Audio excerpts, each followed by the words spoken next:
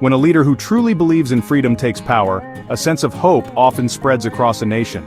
This leader speaks of open dialogue, of individual rights, and of the government serving the people, not the other way around. They champion the idea that every citizen should have a voice, the right to assemble, and the liberty to pursue their own path without undue interference. This vision is powerful. It promises a society where debate is encouraged, where differences are respected, and where the marketplace of ideas can flourish, allowing the best concepts to rise to the top through peaceful and democratic means. It is a vision built on trust in the people. This approach is fundamentally optimistic. It assumes that if you give people freedom, they will use it responsibly to build a better, more inclusive society. The leader acts more like a guardian of rights than a ruler imposing a singular will. They work to dismantle oppressive structures, reduce censorship, and ensure that the press can operate without fear of reprisal. The goal is to create an environment where power is decentralized and citizens are empowered to hold their government accountable. This leader believes that the inherent goodness and wisdom of the collective will naturally steer the country toward progress and stability, fostering an atmosphere of mutual respect. The initial effects can be incredibly positive and deeply inspiring. People who were once silenced begin to speak out. New political parties and civic groups form, representing a wide spectrum of beliefs and interests that were previously suppressed.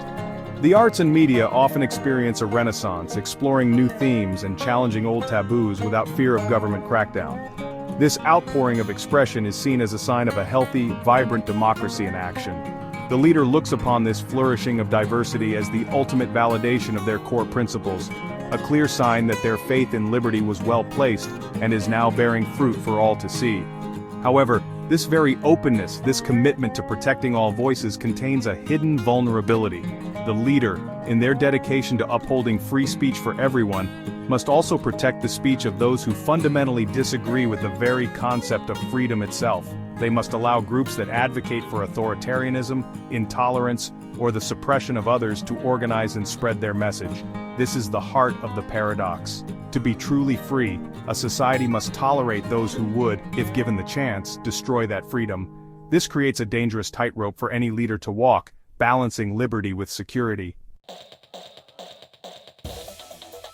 The paradox begins to sharpen when groups that do not believe in freedom start to skillfully exploit the very liberties granted to them. They use their freedom of speech not to engage in good faith debate, but to spread misinformation and propaganda designed to undermine democratic institutions.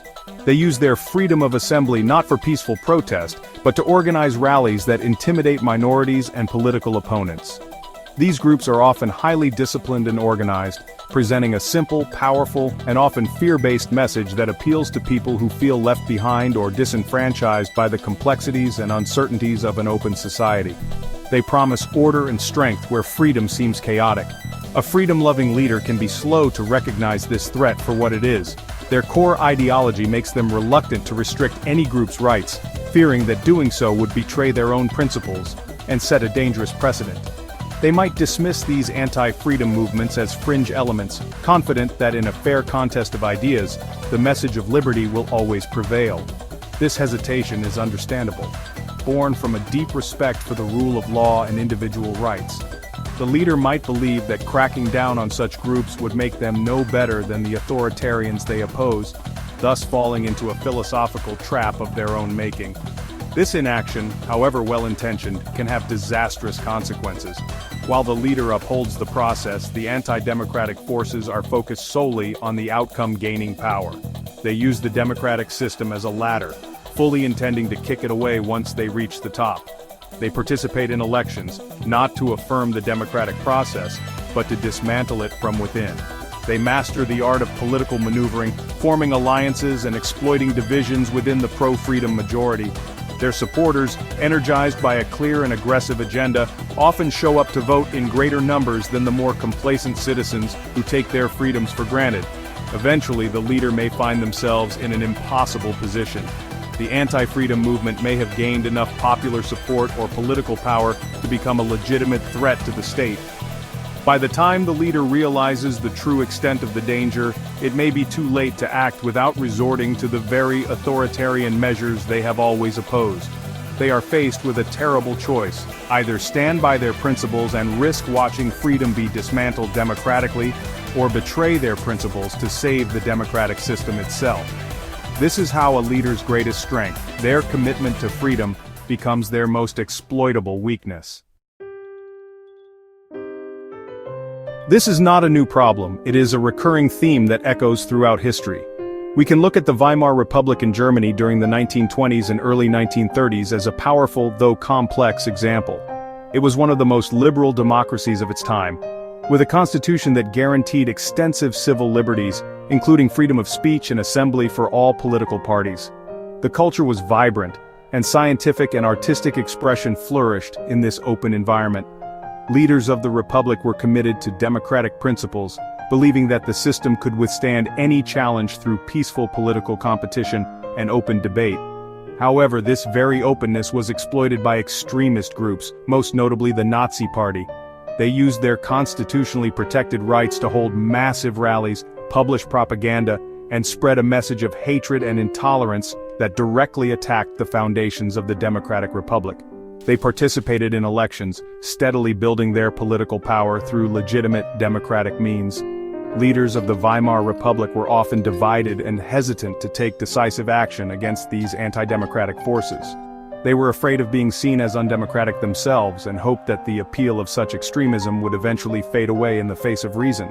This pattern repeats because the appeal of authoritarianism is deceptively simple and powerful, especially during times of economic hardship or social uncertainty. An open, free society is often messy and requires constant negotiation and compromise. It can feel slow and inefficient. In contrast, authoritarian movements offer clear-cut enemies, easy solutions, and the promise of a strong, decisive leader who will restore order and national pride. This message can be very seductive to people who are tired of complexity and yearn for stability. Freedom requires individual responsibility, while authoritarianism promises to take that burden away, which can be a tempting offer. The fundamental reason this problem persists is rooted in human nature and the inherent fragility of democratic norms. Freedom is not a natural state of affairs. It is a delicate social contract that requires constant vigilance, education, and commitment from its citizens. When a significant portion of the population becomes complacent, uninformed, or willing to trade liberty for security, the system becomes vulnerable. Anti-democratic leaders are masters at exploiting these vulnerabilities. They understand that fear is a more powerful motivator than hope, and that a united, energized minority can often defeat a divided, apathetic majority.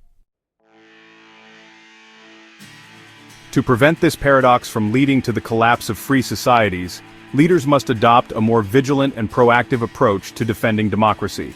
This does not mean abandoning the principles of freedom, but rather understanding that liberty must be protected by strong, resilient institutions. One key solution is to foster a robust civic education.